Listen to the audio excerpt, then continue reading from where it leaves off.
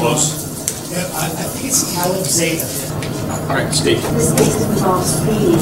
The other co-defendant was going about 97 miles an hour, and although we cannot pinpoint exactly how fast he was going, he was keeping up with him. And he's got a fairly significant record for speeding because of those repairs and criminal records. The 2008 speeding ticket, another 2008 speeding ticket, 2010 speeding ticket, 2011 speeding ticket, and in May, just a few months before this particular crash, a speeding ticket.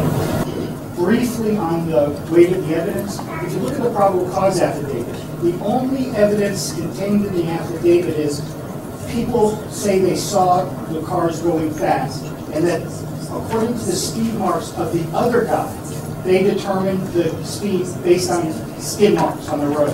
But they believe he may have been going fast. That's the only contact, the only mention in the whole probable cause affidavit as to his speed is what they believe he may have been doing. So I do find that the probable cause affidavit does suffice. It does treat probable cause for the charge.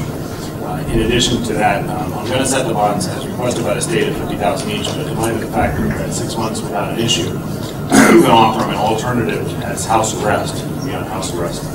I am going to grant the state's request from now on with no driving. I don't know enough about his driving history and his pattern and all the things that are there. The probable cause affidavit, quite frankly, gives me very concerned. The case is not very strong against the defendant. I think it's shown by the bond that the judge has given as a house arrest with no monetary bond. We have a situation where the allegation is that this gentleman was speeding, and tragically a woman was killed.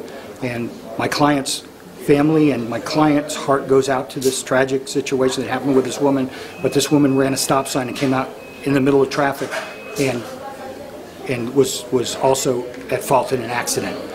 There's evidence that shows that she was on the cell phone texting at the time of the accident.